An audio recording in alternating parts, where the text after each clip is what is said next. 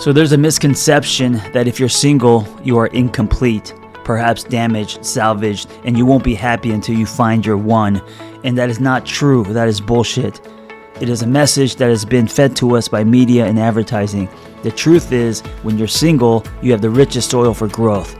That's why I created this podcast.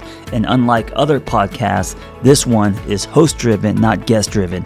That means I will be rotating health and wellness experts 3 times a week to give you the giant box of wellness crayons, not just the primary colors, so you can start building a meaningful life.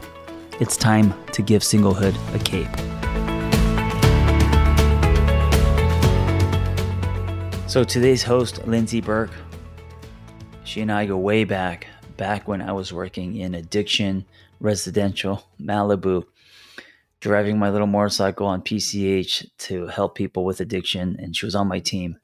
I'm so happy that she is a part of this rotating hosts and experts for this podcast. Lindsay Burke is the founder of Lift Therapy, and she's a licensed therapist, behavior interventionist, coach, martial artist, yes, martial artist, a wife, a parent, and expert consultant on attachment, narcissism, and toxic relationships, as well as early childhood development. Yes, she does everything.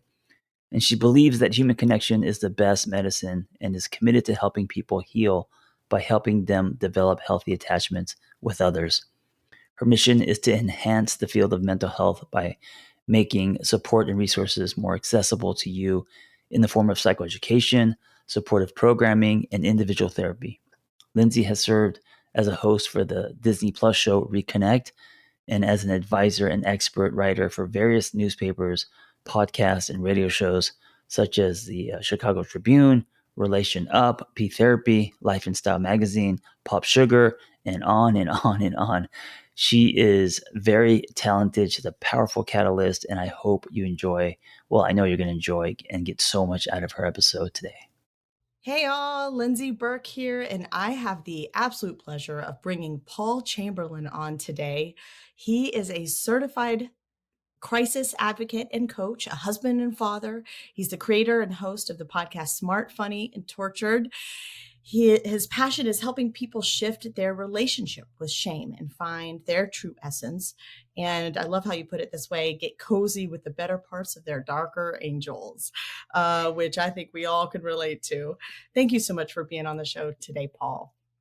Thank you. Thank you, Lindsay, for having me. It's really good to be here.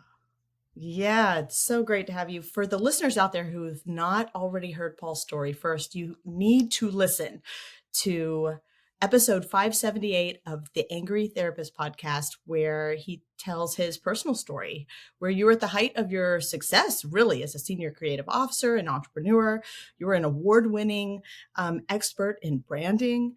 And you were also doing a lot of event and entertainment production. And you were on the brink, if I remember this correctly, of a huge game-changing project, or so you thought, when suddenly years of undiagnosed chronic illness and depression finally came to a head and almost ended things when you were having your own suicidal ideation. And I'm just so grateful that you are willing to share about this. Because just hearing your story, there are so many misunderstandings about depression and suicide. And one thing that really stood out to me, Paul, is how fortunately and unfortunately, many of us can function for a shockingly long time with these debilitating symptoms and with these feelings. And it can create its own barrier to seeking help, right? Yeah. And so, before we popped on here, I did a little bit of, the Google search. I did a little bit of the research a little bit to see about what the stats are looking these days. And we've got to talk about suicide. It was responsible for 48,000 deaths in 2021. This blew me away, with approximately 3.5 million people planning attempts, 1.7 million people attempting that year. So just, I knew it was high. I knew it had gone up. But we have to talk about this in the sense of a crisis. And this is personal to me. I've had my own experiences. You obviously shared yours. And so I kind of want to fast forward beyond your story a little bit and really talk about what's happening here, what your experience has been, what your expertise is, and dive a bit deeper today for our audience who might relate to that rock bottom. And we cannot talk about suicide without talking about depression and its deep, deep link to your bread and butter, which is really this debilitating shame.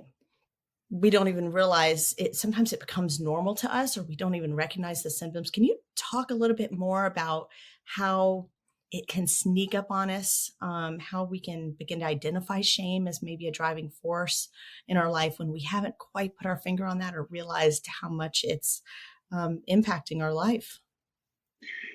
Yeah. There's so much to absorb in that. And suicide is a disease. And just like a disease that's airborne, suicide is like that. There's been studies shown that when a member of a family or a friend commits suicide, there's a contagion. You'll Mm. often hear about it when it happens in high schools. There will be several others after that, or those brought very close to the brink. It does have a blast radius about it. Mm. And, Oh, that's and that, powerful, Paul. I mean, yeah, my clients, people have heard me speak, but we are such a social species. So yeah. to acknowledge the touch, the reach that one event like this can have, um, And yeah, there's so much to it. I mean, whether you ascribe to the metaphysical aspect of energy, exchange and all that, or just like you said, just being social creatures, there's also the thing that when somebody does it or when suicide becomes commonplace through an experience, there's sometimes people who are hiding it so well that see it happen. They're like, oh, well, the solution does work. Okay. This isn't aspirational. I could pull this off. And then yeah, what's so wicked about it is that there's almost a euphoric quality to the answer that it provides. It's like when you make the decision, when I was standing on the edge of a parking structure in downtown Vegas, there was a moment where I was like, holy shit, I'm actually here. My God, I think it could be over. By this time tomorrow, it could be over. And there is mm, something incredibly insidious about that. And, mm, um, and so addressing it when I speak to people in crisis, I go to that point. I go to the touch points that nobody else talks about, that there are answers, that there is peace in suicide, not mm-hmm. the good stuff. Okay, let's just get that clear right now. So we got to But, be real about it. but for those who do Yeah, truly suffer from crippling depression, shame, abuse, um, actual situations in which there seems to be no way out, this is a ticket. And, in that moment, and yeah, relief. yeah, so that's, and when you come at it from that perspective with somebody of like, oh, don't waste your life, don't do this, all the Mm, tropes that you hear, you've got so much to live for. Honest to God, you don't know. You don't know whether they have something to live for. That's one of the things that they tell you oh yeah. in crisis training, and this, is there's two things you're never ever supposed to say. One is, I know how you feel, because there's absolutely no way you could know how they feel. And two, it's going to get better, because there's no way you know if it's going to get better. So if you're just speaking from like, yeah, been in this hole, know it looks pretty sweet on the other side, let's find some options together. That's how, been able to like pull out of the nosedive for that moment doesn't mean that it's not curative. So bit of a So divergence glad you're off saying that. of the whole idea of how we get there, and this kind of explosion of suicide right now is, I mean, we can go back and we can blame it on COVID and we can blame it on economics and we can blame it on this. But what I truly believe is it is a combination of lack of purpose, middle-aged men, there is that's one of the statistics in suicide, is that's one of the biggest populations of suicide are men 48 to 54. Mm. Is that you get these men who like, okay, I've done the wife, I've done the marriage, I've done the kids, I've done the job, now what? And then it's sort of like Mm. cast to your own devices. And we all know of men who make that part of their life ones of consumption, whether Mm. it's, golf every day or drinking every day or bad decisions or just boredom. And there's no purpose anymore. And so Mm. that leads to immediate depression and going places that you shouldn't go. And oftentimes, what's at the core of that is shame. Is Mm. like, I should have done this. I should be doing this. Oh, the reason I'm here is because of this. And I've spoken about it Yeah. before, but Carl Jung has a thing called the afternoon, where he was incredibly prolific in the latter part of his life. And he referred to this time in somebody's life as the afternoon, where the sun is beginning to set, but it's not totally there. There's plenty of light to still get stuff done. But what you learned in your teens and 20s is no longer serving you. So you got to rewrite the book. And Mm. people don't know that. People don't know that once you reach a certain phase in your life, it's like, yeah, it's you've depleted your database. Now it's time. There's I think there's in tarot cards, there's the cups. And there's one that when you get the cups and it's upside down, it means that and please, I know somebody's going to correct me on this, but I got it once I got the two of cups, and it means that my cup had filled up, it's spilled over, emptied out to be upright again, to fill up again. That was the time of life that it was. So Mm.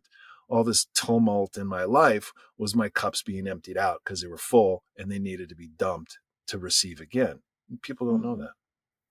that. That's such an interesting concept. So there's an element of it's not necessarily that you never fulfilled your purpose, but that your purpose has shifted or that your needs have shifted or your why has shifted. There's an element of this idea that sometimes something's expired. It sounds like Yeah. that it's already played out. So it doesn't necessarily mean that sometimes what happened prior was a bad thing, but you've already attained those goals. And so if you're not able to transition into this life, it's so interesting you say it that way because I hear this all the time from empty nesters where if they've Yeah. spent their whole life, building this career, supporting this family, and now being parents, and that was their children were their why, and then their children go off and they're independent and they don't need them anymore, and all of a sudden, that's a very sensitive age for suicide Yeah. because now they've lost that why again, and there's an element of needing support during that transition from the world and some understanding and some normalizing that that's actually okay. That's a part of the process. That doesn't mean life's over, but there's also, you're saying, an element of incompleteness with regards to identity that also takes place. It is, because you're and this goes back to that earlier point of just this slow burn, this slow, we're all suffering with shame, Mm. and we're just getting by. I'm fascinated by this one theory that came out, the region beta paradox, in that the paper was the quality of things just being okay. And it Mm. actually discovered that our healing was better and more complete when it was an immediate and incredibly impactful trauma. Like we could come Mhm. out the other side It was better clear and than distinct. clear and distinct, opposed to this stochastic, truncated, death by a thousand cut stuff where you're just like, it's all right. Bad relationships, but not horrible relationships, bad jobs, but not a horrible job. And you just stay with it and it just wears you down over time Yes. because you're living in scarcity mindset or fear or shame or, all these things that just keep you in this box from going, okay, what is my purpose? Because once you have your purpose, then discipline is organic. Then you have to get something done. You need to get something done. But when you're just living, it's, I'll ride this out. And that's often, and I've found that to be incredibly pronounced in people of middle age now. Yeah. Well, and you know what's really interesting? This just came to me as you were saying that too. There's that insidious element of internal denial. I don't know if I can say this correctly, or a cognitive dissonance. There's an element around shame of, again, it's not what I did, it's who I am that's flawed. But there's an element of, how do I put this? Something's wrong with me. There's something inherently flawed about my judgment of a situation, or my inability to complete this or do this thing or be enough or attain. There's a lacking. There's a state of lacking that's driving it, that's underneath that. So no matter what the performance is or what the external experience is, if that's already the lens that they're seeing the world through, that we're seeing the world through, there's nothing that can satiate that. There's nothing. No. And I mean, oftentimes people with, I talk about that, and, the difference between guilt and shame. Guilt is, I did bad. Shame is I am bad. And oftentimes I'm like, when you're really in it, you're like, I wish I could pick a binary between good or bad. But most people, when they're truly in the throes of shame, it's just like, I'm just taking up space. I'm not even worthy of an opinion. I'm just taking up space. And until I get asked to leave, or until I leave myself, this is a horrible place to be. You wish you could pick I'm bad. I'm just a bad person, and I'm just fine, I'll own it. No, with shame, it's just this listless, again, I'm just taking up space. Yeah. And to make this really obvious for our audience too, how does it show up? What are some of the behaviors that you've seen in yourself and your clients, and how does this begin to kind of manifest and become a cyclical place that people are stuck in, and self-sabotaging place? How, if someone might not necessarily identify with feeling shame, but they might identify with these kind of experiences. It is how you hold yourself and how you see yourself. And if there is anything that in your head causes your shoulders it causes you to go into a defensive position, whether your shoulders go down, you don't expose yourself to social settings, you restrain yourself. You're constantly restraining yourself. Your light is not fully shining. And that at 10 o'clock at night, when you're like, I should have done that, or I should have, when you berate yourself, that is just shame with its feet up on a desk inside your head, just laughing, going, got it, got you. I mean, I refer to shame as a Vichy government that's been installed in your head by trauma. Is just like trauma has come in, done its damage, left town, and left these bastards behind to run your life. And that's where I want to work with people on shifting that power dynamic, is recognizing, going, you have these constructs in place that are diminishing you constantly. You're not letting it happen. Just take this off of yourself. You're not doing this to yourself. This is the residue of trauma that's there. It's like, okay. The other metaphor that I use, and I think you and I talked about it, was the Komodo dragon one. Is the Komodo dragon, big, huge 7 to 9 foot wedge of muscle lizard that looks fearsome. And you think that the way that it kills, it attacks, wrestles like an alligator and does that. No, what it does is it lets the flesh from the previous kill rot in its mouth.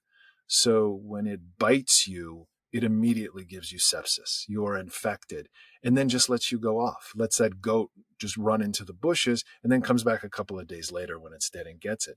That's how I envision trauma. Trauma comes in, bites you, infects you, leaves, and then you're left with shame for the rest of your life until you Yes. get rid of that infection. Yes. Oh, Yeah. that just hits the nail on the head. And how, you know, this leads me right into wondering how this feeds codependency, how this feeds your relationship dynamics. Yeah. What have you seen? How does it begin to show up there? You're not a complete partner because you're relying on the other partner to complete you, because you have this sucking chest wound, this hole that will not be filled up by you, that has been left by shame. So the positive affirmations, the empathy, this is another thing that I rail against. I don't see empathy as an effective treatment for shame, because you can get hooked on it. It is a cost prohibitive drug. If you have a partner that's always telling you, it's okay, honey, you're good, you're better than that, that's just, you want to mainline that shit all the time. And you're not addressing the whole thing, calling your Yes. friends every day. There's certain things that you do in the code. It just doesn't have to be a partner. It can be a codependent relationship with, any body or bodies around you. And you're only wanting to be seen. You're wanting to be heard. You're wanting to be empathized with. And that's just, Beautiful. Yes, it can that's be its morphine own at stage addiction. 4. Yeah. Yes. That's a palliative effect. And the Yes. other one that I rail against too is self-compassion. I kind of laugh at that when I watch, Mm-hmm. and I don't mean any disrespect, but as somebody who I hear suffered you though. shame that almost is, Carol Neff and the whole self-compassion movement. It's like, the last person I'm going to be compassionate to is myself, because I'm Right. ashamed of myself. It's like, piss off. I'm not going to be nice to myself. And I get a little fiery about it, but I'm like, okay, I can sit in a room, I can meditate, I can do breathing, and I can see myself for the wonderful human being and dad that I am. But, when it comes down to it, This I've has got been to my be, armor. yeah, this has been Yeah. mine. Yeah. There's an element of, again, that cognitive dissonance that this is right. This was fact. This Yeah, is who, this is fact. It's it's, embedded in there so deeply. dare I say, they're privileged modalities that if you do have friends or a partner that can give you empathy, that's great. A lot of people don't have anybody. A lot of people are Yeah. so hurting, they can't even properly receive empathy too. Right. Right. And the self-compassion thing, if you are centered enough to give yourself a healthy exchange internally of self-compassion, great. But there's a lot of people with other pressures that may, deform that. And so, yeah, I think it's, Totally. And it actually makes you more vulnerable yeah, to, yeah, I love that you put that way. I remember having a mentor saying, a long time ago, that our self-worth, doesn't come from what we receive from others. yeah, Not that we didn't obviously need that when we were young, but now as adults, it comes from what we're able to do and produce and to perform, to provide for ourselves, not for someone else. mm-hmm. There's an element of the the self-worth and self-esteem comes from what we're able to give and produce and see ourselves capable of. Yeah, And that's so when this element of, needing someone else to correct it for us. it Not just, that I think it's entirely black and white, but it's tapping into, you know, another source that's also flawed and has limits. the scariest self-test that I gave myself was when I actually had a friend, it was a toxic friendship and was trying to hurt me, but it also woke me up. Said, Mm. I was literally railing, going, I am trying so hard to hold this matrix together of the family, of the job. I'm trying to hold us all together. And she looked at me and just with venom, just said, well, what would happen if you didn't?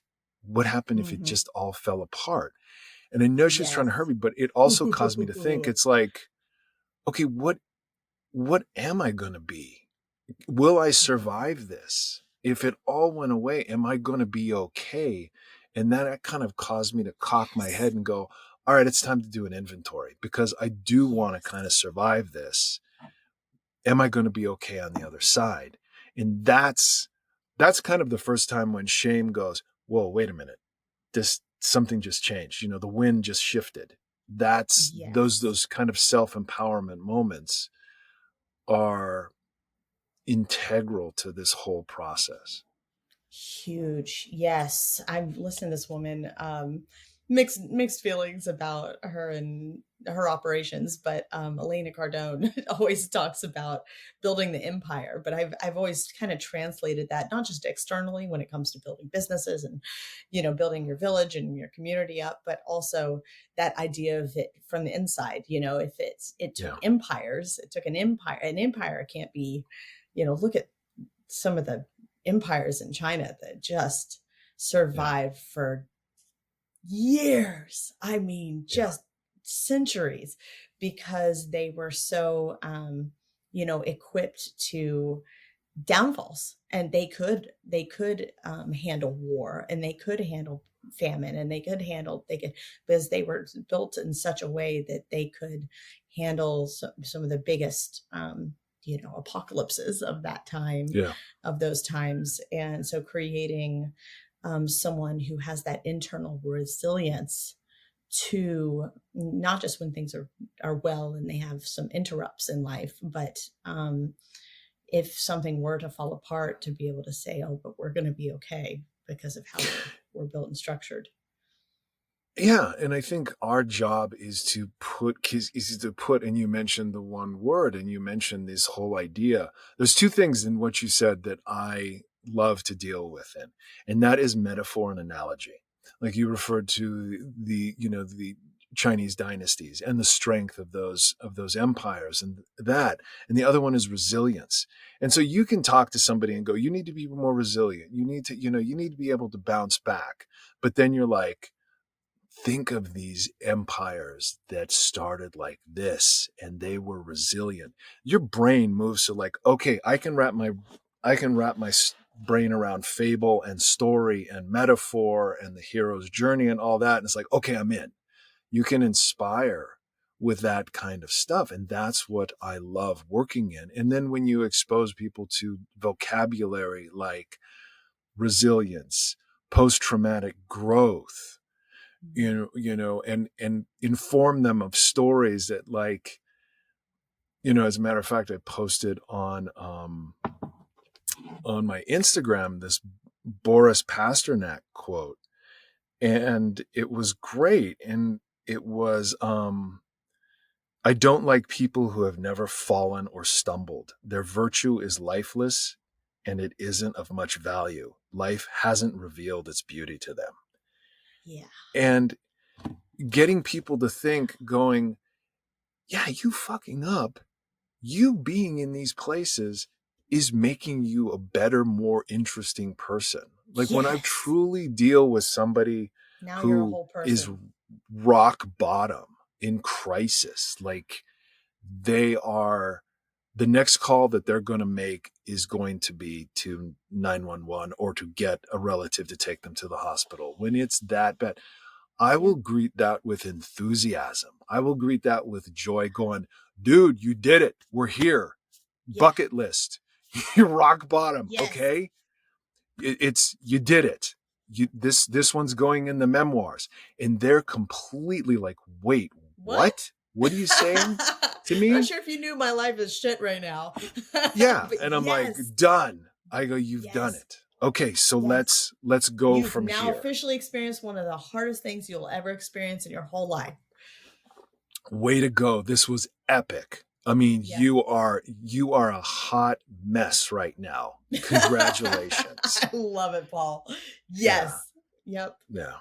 So. I mean, that's I think, you know, my background's in MMA, and I remember thinking and having a coach early on who would talk about, you know, early on in training, you would think that all the training would be throwing punches and learning how not to fall and learning how to counter, you know, throws and learning how to, you know, stay on your feet and all that stuff. No, the first 2 fucking years is drill after drill after drill after drill on your back. It's landing. That's It's it. how to land from every. I'd have an instructor throw me up and, like, you know, I'd have to figure out how to contort my body in a certain way to land on the ground. And his big thing was, the ground is not the scariest place to be, because when you're on the ground and your back is up, all you have is up. You got you can't fall any further. Your ass is on the ground. All you can see is up, and that is opportunity. And we are in that, and having an instructor like that is priceless. And I also teach at the university level, and I get seniors, and I introduced into my syllabus 2 lectures solely on failure and resilience. Yeah. And I got seniors in a business school, and I asked them, I'm like, have you ever studied failure and resilience? And this is a business school, and these are wanting to be entrepreneurs, and never in the course of their education have they applied academically their mindset to understanding failure, even though it is an essential intrinsic part of being an entrepreneur.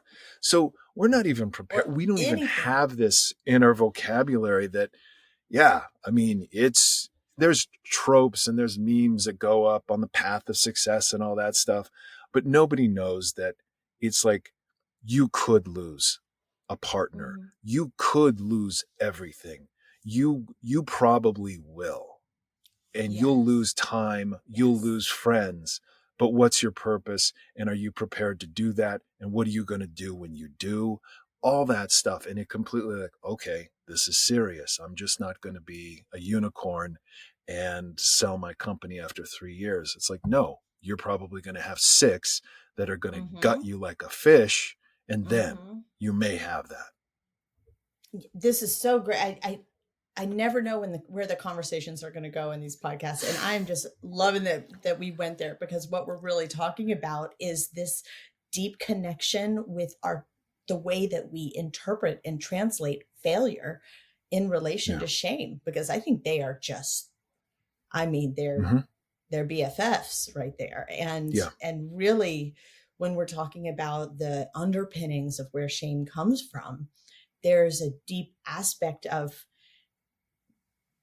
at some point during an early primitive experience of your life, their failure and being imperfect and being uncertain and being incomplete was communicated to you as being unacceptable, and how that impacts your ability to translate how real life happens, which is falling on your face constantly. If it's been anything like my life, it's been a hot mess. So it's just, it's fucking up regularly and being disappointing people and disappointing yourself and not knowing what you're doing and losing all your money and, having people mad at you and saying the wrong things. And, it's just, so there's an element of how you translate that that's also deeply related to how much shame you carry into your future and how that builds your self-assessment. It builds your self-identity, over time. It does. And it's, dealing with shame and addressing shame, it is a blanket term, and you literally walk into a wine cellar of shame. I mean, it's like there are multiple varieties, different, which one you want to drink tonight? Exactly. So, the stuff that you talk about, generational, racial, societal, those are the big ones that are structures that are imposing shame on you at just a mammoth level that affect generations. that literally change your genetic expression from one generation to a next. And then there is the, the sexual, the financial, all the other ones that come into that. And it's, and going back to the failure stuff, we look at it like one and done. Something happens to us, we're out. Okay, we're flawed. We obviously can't get membership to this club that we think we belong to because we've done this. And that's already decided on. This it's already interpretation decided of this behavior has already been set. And by that definition, I shall judge myself. Shame requires you to sit down and shut up. That is what shame does to you. You asked, like, how can you tell? If you feel like something inside of you is telling you to sit down and shut up, we don't need to hear from you. That's shame, full volume. Ooh, yeah, that just gives me chills. Well, and there's some that would argue, so I'm going to play that devil's advocate because I get yeah. Cool. Now it gets good. This all person that would talk about how there are elements of shame that are not necessarily, I don't like using the term good, but there's the purpose in having shame embedded into our internal spectrum of emotions and experiences and feelings. That doesn't it help you self-correct? Doesn't it, help you adapt to the societal standards, blah, blah, blah, blah, blah, blah. And that's tricky, obviously, too, because the world has become so integrated. That makes sense when you're living in this one little community that hasn't had access to any other ways of participating in the world. And so they've got, this is how we function. And if we go outside of that, we don't function well. But it sounds like even those definitions are starting to be questioned and changed. And to what point, to what extent is shame beneficial versus, is this binary? Is this more complex? Yeah, it is. And I'm so glad you brought it up because I love this side of the coin too, is being shameless is pejorative. You don't want to be around somebody who's shameless because that's somebody that doesn't have any guardrails. That's somebody that's probably morally compromised. It's, you just don't want to. Yeah. And what's that? I always think of a toddler, just. Yeah. They just don't. For anybody's experience. No regard. Yeah. Yeah. You don't want to be. And so shame is a necessary part of the human condition. Full stop. But like all the other things, and we often think of things as binary, good and bad, but our whole body, our existence is made up of harmony and balance. And so shame is a necessary function. And so is cellular regeneration in our body, but that goes out of control. That turns into cancer. Right. We need a healthy gut biome with candida, but candida overgrows, and that's bad. We need shame, but shame overgrows, and that's bad. So, I mean, if you think of it as a body system that has completely gone out of control, that's how you can think of shame. And so that's why I use the term, you're not becoming shameless, you're bringing shame to heal. Like imagine shame, like applying it appropriately. Just imagine shame with a rusty chain around its neck, and you have a leash and you yank it and you get it to sit next to you on your left side and go, stay there. Warn me if something's coming, but you stay there now. And that's and just shifting that power dynamic, because shame should be an early warning system.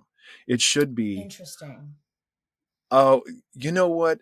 Maybe I really shouldn't wear that to the beach. You know what I mean? If you want to be funny about it, it's sort of like, it's a feedback. It's a feedback. It's like, yeah, you might want to think about that. You might want, you might be, and it was installed to keep us from taking too much food from the communal food source of whatever tribe or community we lived in that may harm the group. And so, yeah, that's what shame was designed to do, was to keep you in check so we all wouldn't run red lights for thousands of years. Right. And so, and then That's it such an just important view, though. overgrows. It Yeah. it makes it complex, which we hate. We like to Mm-hmm. keep things really black and white and simple, but I think that's so important. That's such a great example about the gut biome, or about if we think about our community or our village as being the gut, and Yeah. adapting so that you're able to function, but also it means it's one different for everybody. So that means it's going to be different for every group you're in or setting that you're in. And there's an element of responsibility around that adaptability. And instead of letting it overgrowth and become a thing where you're silent, it's Yeah. something that you're responsive to. Yeah. But then that can also shift. I can throw my foot up on the table and you wouldn't be offended at all during this conversation. But if I went to Thailand and did that, that might be received very differently as an insult. Yeah. So this idea of shame being a way of communicating social safety, really. Yeah. It's social safety, but then it's really that overgrowth of shame that becomes the thing that prevents someone from being able to continue to It's, perform out their humanity. yeah, this is why I like the work that's being done. And Rena, the coach, who works on sexual intimacy, Mm. and and these studies that are being done of empowering women through who have been survivors of abuse through exposure to kink and using that. So they're taking something that was shameful, rejiggering the approach of it and re-exposing it to it under a completely different social construct to empower Mm. them. And that's exactly what it is that Beautiful. if we look at shame as something that serves us, that's something that should work for us, Mhm. and it's just become entirely too fat on its own power Mhm. and owns you. And we're taught to achieve a passive position in the face of shame. You are shamed. It's aimed at you. You are Yes. shamed. Now, again, now sit down and shut up. And there are very few things in the human condition that do that to you. They just nullify you immediately. Yeah. Yes. Yeah. Well, and then moving back to that place of you've hit that rock bottom, that you're Mm-hmm. there, that point of hopelessness, that point of worthlessness, where the quicksand has taken hold, you don't have anything to grab onto, you don't see anything you can grab onto in that sense. Not just that they have nothing left, they've got nothing to live for, they've got no purpose, but that they are nothing. I am When someone hits that point, um, Yeah. where do you begin with them? Where did you begin? What can they take hold of when right now it's they're at a loss, and that's why they're there.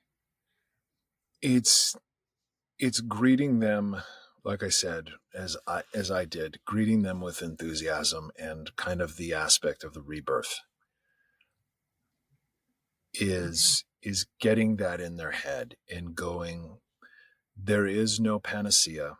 There is no, you are not going to get on a plane and go to Central America and do an ayahuasca ceremony and be okay on the other side. You are not going to, now go through therapy with one therapist for the rest of your life and be okay. It's going to be multiple modalities of you building a new life. And that's exciting.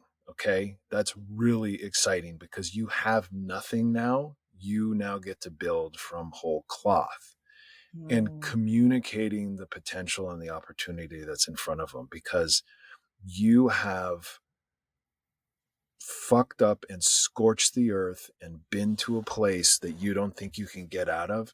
And that's also a place of rebirth. And Mm. I'm here for it. Okay. I get that. And, it goes to that clip that I sent you, the one from West Wing, is that will be my story and my inspiration. And, if I can, I'll share it. It's, yeah, Yes. it's a great scene from West Wing, and it's a story that's been told many times, sort of a fable, but guy falls down a hole. And a priest walks by and he's like, "Hey, Padre, can you help me out?" And the priest writes a prayer and throws it down the hole. Doctor walks by, "Hey, Doc, can you help me get out of this hole?" Doctor writes a prescription, throws it down the hole. Then his best friend walks by and says, "Hey, man, can you help me get out of the hole?" His friend crawls down in the hole with him, and he goes, "What the hell are you doing? We're both down in the hole." And his friend says, "Yeah, but I know the way out." Yes. And so that is my mission, is to be like, yeah, I know not the way out, but I know a way out. And so And that there is a way out. There is a way out. It's going to be a bitch. It's going to be hard, but we're going to build data points. Okay. Not mistakes. These are data points so you can get out of here. And, you might slip down back into this hole a few times too. Exactly. Yeah. But there's up. You can see up. Yeah. That's huge. So letting them know that, and I think that you're saying something that's so important too, that I think there's an element of personal responsibility that we have to take. We can't be rescued. That someone can't necessarily always pull us out. They can sit with us and let us know we're not alone. We've got to take the steps ourselves. But there's also that element of seeking that support and seeking those resources and utilizing resources. And that's hard to do when you feel unworthy. Yes. And that's where reaching out to therapists and trained crisis people who may be in your particular place of socialization. I received my certification for crisis advocacy through the LGBTQ Center here in Vegas. So specifically dealing with that segment of the population, those people are going there. They are not going to, city, county services. They're going to where they think their people are. And there's a lot of power in that. And if you do have the ability to go, I want to go someplace where I probably think somebody has suffered just like me. That is a huge leg up too. Yes. And they don't have to understand what you're going through to no, they don't. They just sit with you in it. Yeah, exactly. Yeah. And having some of those lifelines, that is the starting place sometimes, is just, is knowing that and acknowledging how hard and how ugly, and, for somebody I don't think there's been anything more powerful than me and some of the crisis situations of sitting with somebody and just being like, geez, man, this is good. I got to hand it to you. This is epic. and kind of chuckling, and then just like, okay, yeah, I know. And I'm like, it's okay, but hats off to you. And that brings it back to the human experience of like, this is, and then the richness of life starts to show itself, because up until this point, you've been living in how you think you should present yourself. There. And how much more beautiful it is when you, and I think you're actually just gives me chills. You're hitting the nail on the head, which I think is that underbed of shame, which is the absence of your humanity. That when shame is built, it's undermining your humanity and your allowance to be human, Your light. um Yeah. It's and being it's just integral. taking your light. It Mhm. just steals your everything about your soul, that and hides and collapses on everything and snuffs out everything that is what makes you uniquely um, human and imperfect, and um, just a piece of dirt in space. It it shifted for me, and this is what, if I can help one other person feel this way, it shifted for me when I finally said, enough. I didn't say, oh, I'm worthy, or I'm better than this, or Mm-mm. I'm not deserving of this shame. It was when I said, enough. And it's that act 3 in all of our favorite movies is when the hero is bloodied and dirtied and down for the count and Yeah. stands up and says, enough. I'm going Mhm. to, there's a reason that, is, people may call it, juvenile or trite, but there's a reason that, and if you see it on YouTube, there's a YouTube video of the audience's reaction to the end scene in Endgame, and where Thanos is beating Thor to a pulp, and then the hammer flies into Captain America's hands, and the big reveal that he can hold the hammer. The audience loses its mind. I mean, it's literally, you can't hear the screen. And that is a visceral reaction, whether it goes back thousands of years to talking about mythology or that. Humans respond to that person being so down and out, but then rising back up. And when you can feel that in yourself, going, I got a little bit Yes. more fight in me. I'm Yes. Nobody's going to help me. And you know what? I don't want anybody's help because it's gotten me shit so far. So I'm going to shift the power back to me. And that's Yeah. hard to do. And if you have support to do that, all the better. But yeah, and what's been Oh, I so love funny that. is, Yes. and women have been incredibly receptive to that message. It's just like, oh, yeah, all right, we ride at dawn. Let's go. I'm done with this shit. Let's go. I think And any woman who's given birth, or at least yeah, without, I had my daughter without drugs, and yet you hit that, it forces you.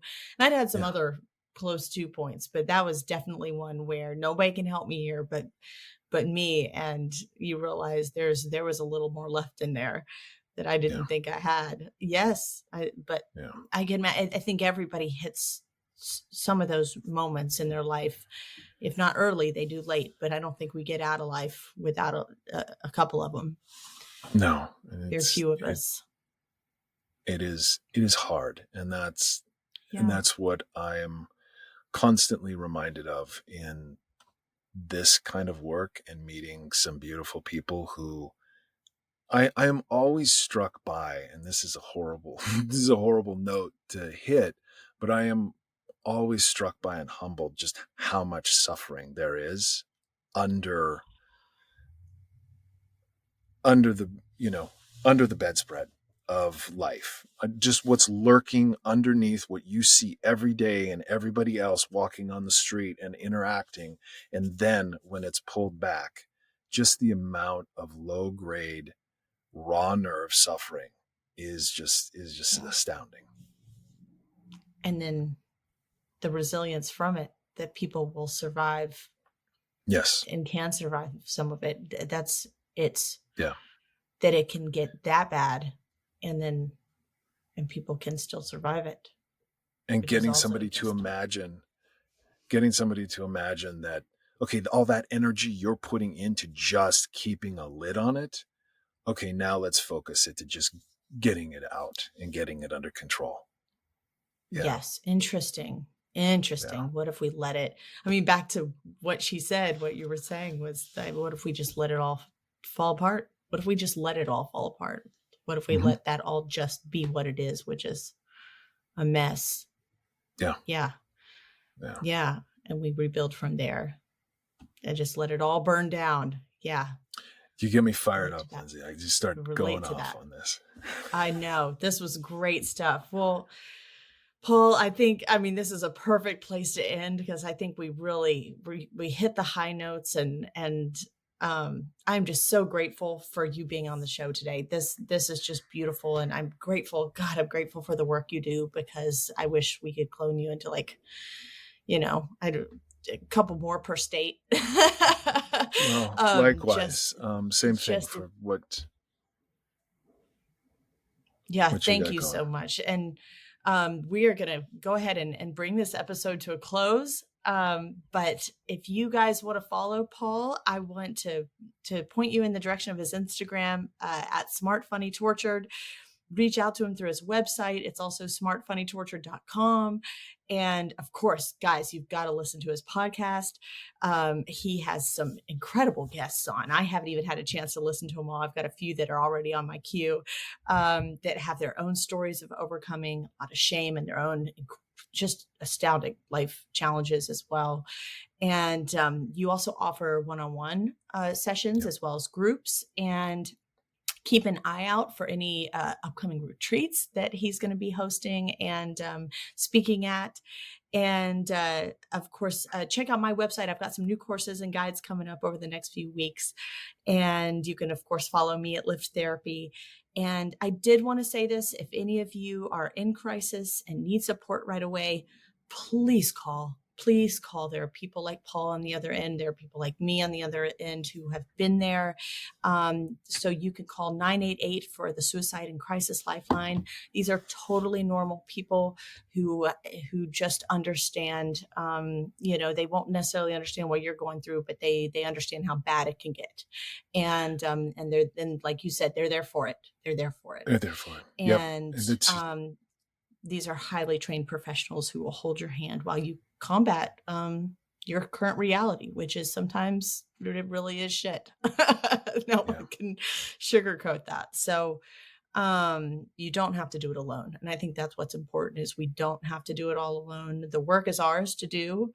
But there are people out there who have had their own support. I've had my own support. And so there's no, you don't have to be afraid of asking for it. And thank you all for listening. And I look forward to connecting with you all next week. Thanks again, Paul. Thank you, Lindsay. This was wonderful. Thank you for the time. Of course. I hope that episode was helpful. Hey, listen, if you want to share your singlehood journey, if you've gone somewhere and come back, if you have revelations and wisdom, please share your story. It's going to help other people. Nothing makes us feel more connected than hearing other people's stories. So just send me the audio of your story, and you can just record it directly from your phone and email it to theangrytherapist@gmail.com. Also, if you want our Single on Purpose newsletter, go to singleonpurpose.life. That's singleonpurpose.life.